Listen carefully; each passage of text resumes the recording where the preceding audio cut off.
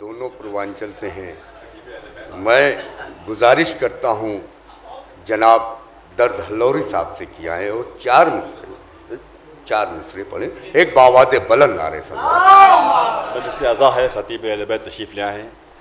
आप ज़ाहिर मजलिस सुनने आए हैं, कोई वाजिबात में नहीं है कि शेर पढ़ा जाए, क्योंकि शेर काफ़ी हो चुके हैं, पेशखानी भी हो चुकी है, लेकिन क्योंकि साहिब खाना का हुक्म है और इसलिए सिर्फ 4 मिसरे से अपनी मैं हाज़िरी यहाँ पे हूँ।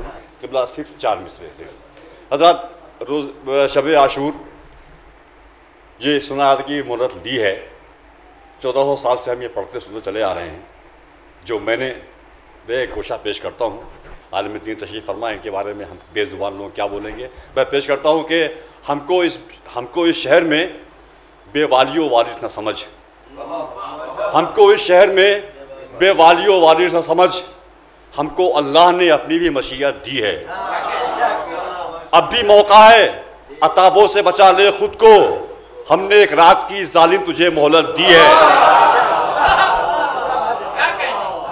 हज़रत हाज़िरी कर दी मैंने और मैं अपना सारा वक्त वसी साहब को देता हूँ, बल्कि वसी साहब से भी दरख्वास्त करता हूँ कि अपना वक्त काट के आप खतीब अहले बैत